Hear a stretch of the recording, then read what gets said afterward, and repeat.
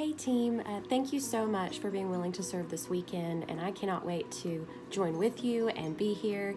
Um, I just wanted to tell you a few things about what's coming up and what's going on this Sunday and coming down the pipeline.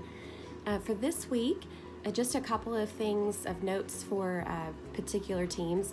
For the greeter team, we will still be passing out the Easter invite cards. We'll be doing that all the way until Easter Sunday or Easter weekend, I guess.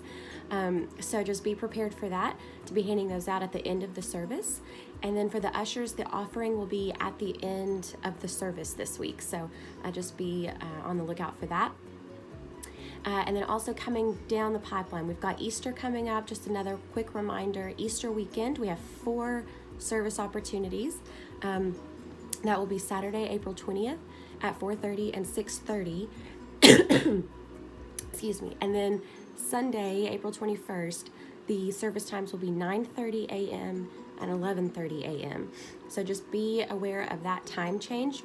That we're trying to get the word out a lot, but there still may be people who come Sunday morning for like the 8:30 or 10. So just be prepared, be aware, and try to spread the word as much as we can. But we'll also need all hands on deck, and that's a great time to serve, because there are so many people who will not darken the doors of a church until Easter Sunday. So we are hoping that they choose the Creek. We are hoping that they come here so that we can serve them and love them and let them know that they are welcome here. So it's going to be a great weekend to serve. And maybe you know somebody who doesn't serve, but would like to. Maybe just invite them to serve with you. That is a great thing, and we would love for you to do that. The last thing I wanted to tell you about is just a story that someone was telling me about a guest services team, and I just wanted to share it with you all, because it just really is, it's the power of what we do as a team.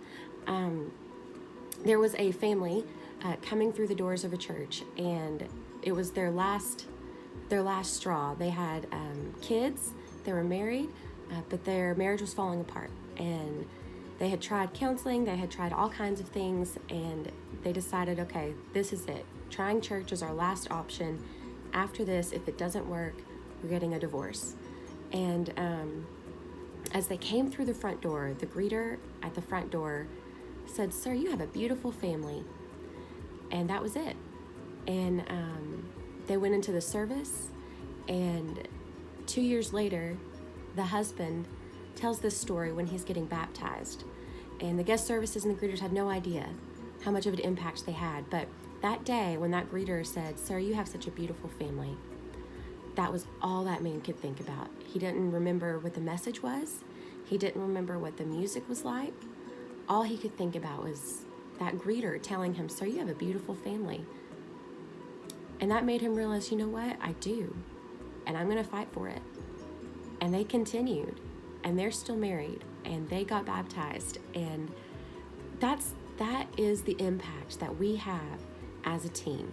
From the parking lot to the cafe to the bookstore to Next Steps to greeters to the ushers, one phrase, one sentence can change somebody's life drastically. We have no idea, and it's such a simple thing. We don't have to ask them if they know who Jesus is. Nothing like that. It's just a simple hello, a simple thank you so much for being here, a simple "we're so glad you're here," or "have a great week," or "Sir, you have such a beautiful family." Those small things impact the trajectory of people's lives. So what you do is a big, big deal.